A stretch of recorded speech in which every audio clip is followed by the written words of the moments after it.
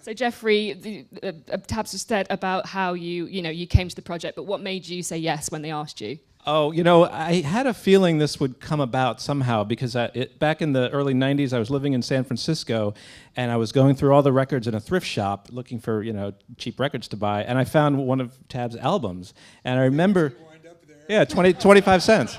And I remember at the time thinking this means something. And I also found one of Tony's old records. And I've had those two album covers hanging on various bathroom walls for 25 years.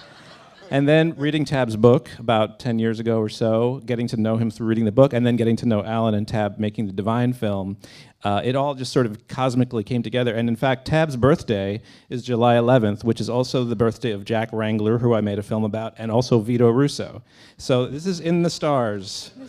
Something is going on. I don't know what it is, but we're all here today to celebrate him. And a question for Allan, actually.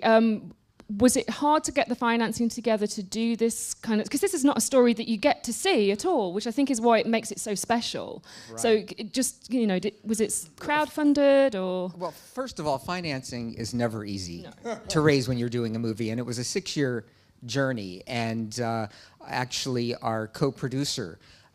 once we found him through Neil Koenigsberg, John Baccardo, the movie all came together. But it was in fits and starts. We would film for 6 months and then have to wait until the next batch of money came in. And, it was a very slow process. And it was very difficult to get Tab to agree to even do the movie. That was going to be my next question, actually, to both of you. Yeah. What made you He's a very private person. He never... listen, I had to read his book to learn a lot of things. I was with him 33 years. Before that happened. And he's a very private person, and he was very hesitant to do this. But he was very comfortable with Jeffrey, and he knew that I would honor him in a way. And this was the result, what you saw. So, Tab, let's just talk about, you first met Jeffrey on the I Am Divine documentary, and obviously you worked with Divine. I don't know if you want to kind of share any experience of, what made it easy for you to kind of talk about Divine in Jeffrey's documentary, and then when it came to talking about yourself in this one, there are times on camera that you feel quite, you can see that you're struggling to say some of these things because you're such a private person. Well, I'm from an era that just wasn't blah, blah, blah right out there. I had a very strict German mother. Working with Divine, she was wonderful, but she was very supportive. Elevate your thinking. She was full of these cliches, all kinds of wonderful things, nothing for show, so I went up in show business, she was really something. But Divine was a special human being. Divine was like a big beached whale out of the costume. And I always said that Divine was one of my favorite leading ladies. I think of Geraldine Page, Sophia Loren, Natalie Wood, Divine. And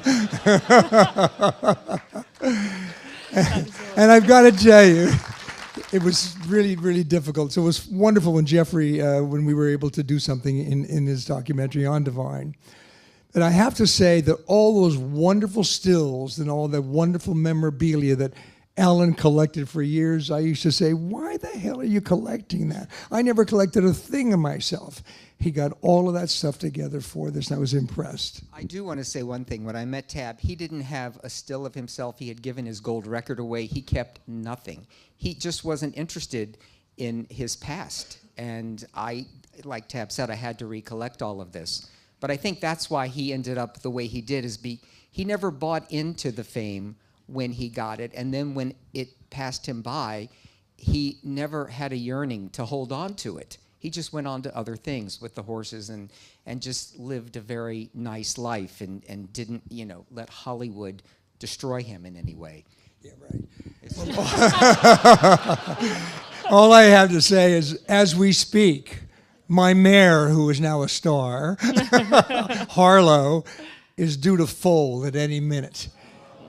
And I'm terribly excited. I bred her to a real lovely thoroughbred stallion because she needed a little dignity and class in her. So I'm terribly excited about that. She couldn't be here tonight, Harlow. She sends her regards. Jeffrey, do you want to just speak a little bit about the process of getting someone who is intensely private and then someone who really wants the film to be made, you know? Well, we wouldn't be here if it wasn't for Allan, obviously, because Allan was pushing, and I think he's very pushy. He pushed Tab out of his comfort zone, which was you could see the end result there, and you can see in the film Tab squirming a little bit, and there was a lot of that going on. But I just wanted to make Tab feel comfortable because I think everyone here is so curious about your life. Wonderful to work with. Well, thank you. Very easy. But you know, I'm so impressed with Tab because he is from a different generation and another time where you're not, you know, taking pictures of your lunch and putting it on Instagram for the world to see, and that privacy is very refreshing in today's age. So the fact that Tab would never, I don't know that you'd ever refer to yourself as a role model, but I do see you as a role model, and the fact that you've lived your life with such dignity and such self-acceptance. I mean, it's a journey of self-acceptance. That was the reason I wanted to make the film, because it is a journey of self-acceptance. I think an important thing also is a lot of people have no idea what the industry was like then. Today, the studios are, you know, major corporations doing gazillion-dollar pictures that you go, ugh, you know. But I think that you have these wonderful moguls like Jack Warner, Harry Cohn, Daryl Zanuck, you know, Louis B. Mayer, and they ran a very tight ship. And it was a whole era that will never, ever be again, but it was wonderful to be a part of the end of the studio system. People like Tony Curtis, Janet Leigh, Natalie, myself. You know, we looked up to the stars of that were before us, Tyrone Power, Humphrey Bogart, and so forth. So it was very exciting, and I'm glad that we could share that also with a lot of you who probably had no idea what it was like then. Yeah. And Alan, do you want to say anything? And Neil. I'm talking. Wonderful collaboration, and I think we're all here for a reason. That I met Jeffrey at a party somewhere in the middle of whatever, and then it all sort of I like the sound of that. took off, and it's a terrific film. John Boccato, our co-producer, was instrumental, but it's really been a terrific collaboration. I'm so proud of the fact that, and I met Tab and Allan. I had a second home, a condo, when I was in Hollywood, in my Hollywood career, in Santa Barbara, California, and I found out they lived 2 miles away, and they invited me to a dinner party one night, and we became great friends. And he said, well, one day we'll work together and do something. And This is the result And of this that. is the result. The questions about archival material and photos and clips and that sort of thing. And in terms of acquiring all that stuff, when you start one of these things, it's an archaeological dig trying to find it. But as Allan said, there's a storage unit in their backyard, a giant metal storage unit, and they call it Villa Debris. And you open up you open up the unit and everything's in there. And like Allan said, Tab didn't have any of that memorabilia, so he has literally spent the last 30 years reacquiring all the stuff. So when we were ready to go, it was really all there. We had to find a few things, but it was really all there. And then in terms of clearance, we did clear a lot of it, and then also a lot of it is used under the fair use laws that are very that are a lifesaver for documentary filmmakers. So that's a whole. It's opened up a lot of opportunities to make films about popular culture using fair use. Alan Carr produced that film, and I was thrilled when he asked me to be Mr. Stewart, the teacher who gets the chance to sing that wonderful song, Reproduction. That was great fun. And working with Connie, who I knew well at Warner Brothers. So that was all a very, very nice experience. Alan Carr, I want to add this, was the one who gave us our title for our film, Lust in the Dust. Great title. We had the comedy western. We didn't have a title for it. And he said there was a film called Duel in the Sun with Jennifer Jones and Joseph Cotton.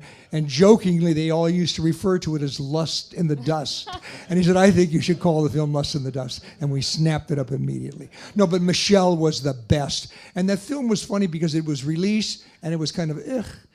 And now, all of a sudden, it's really jumped to the fore and I've gotten a lot of residuals. $1.35 here, 65 cents here.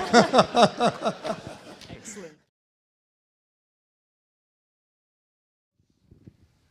I think the important is being true to yourself. It's very difficult for young people today. But they can be accepted and out there a lot more. But there are a lot of people that still live with a lot of guilt and fear and all of that. I just think we have to go down the road and just do the best we possibly can. People are always going to condemn you and criticize you and what have you. But I worked with an actress by the name of Geraldine Page years ago. And she said to me, I said, Jerry, you're so lucky. Everything you do is perfect and people just love you because you're brilliant. I said, critics hate my guts and it is so difficult. She grabbed hold of my arm and she said, remember this, Tab. If people don't like you, that's their bad taste. And I said, Jerry, I will never forget that. And furthermore, I pass that on to everyone who feels inferior or insecure in any possible way. It was not accepted at all. I mean, people, they made a little, they might make a little snide remark, Luella Parsons in one column or Hedda Hopper in another column, but they didn't dare because the studios ran a very tight ship. I remember one time being at an interview and the press was there and the guy was getting a little out of line and I was getting very nervous and just not comfortable. And I just looked at the guy from Warner Brothers and I said, this man is making me feel uncomfortable. Can we ask him to leave the room, please? And they asked him to leave the room. That wouldn't happen today. They would go blah, blah, right in your face, and they would want to know everything. There was something nice about the privacy that you could try to have, but they didn't talk about those things. Every studio had a different reaction. I talk about Tony at Paramount. Paramount told Tony not to see me. They knew about Tony.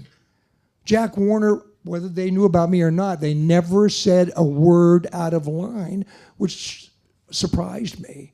But if they're not going to say anything, I'm not going to say anything because I'm just not one to be like that. I'm awful happy. I'm waiting for Harlow to have her baby. You know, it depends. I don't know. Maybe I would. For John Waters, I would do anything. I would go back to John immediately. He's the best. And he was very comfortable to be around. And Divine was very comfortable to be around. No. But as far as other things, I just don't know. You have to see what's there. I think it's material, material, and material. Ask his agent. Allan's the pushy one. Yes, he's going back to work right after we leave this.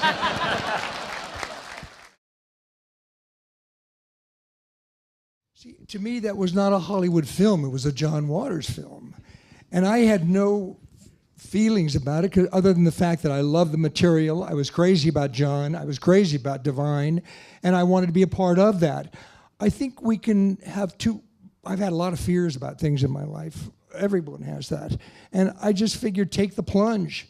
If, like Jerry Page said, if they get your message, fine. If they don't, that's their problem. It was a wonderful opportunity to work with creative people, and it was just a low-budget, simple film. I got back to Hollywood after doing the film, and the Screen Actors Guild called me in to wanting to know if we followed the rules and broke at a certain time for meal penalties and all of that stuff. And I said, oh, it was perfect, and I lied. I said, yes, it was. I said, John, it was like doing an A film. It was wonderful. We slept on the floor. We ate cold pizza. I talk about it. But all the people on the board, they were all actors and actresses I'd worked with before, and they all know it's about working and going from A to B. And that's what life is about, communicating and going from A to B to C. So we should try to do it. Absolutely. But it was a wonderful experience.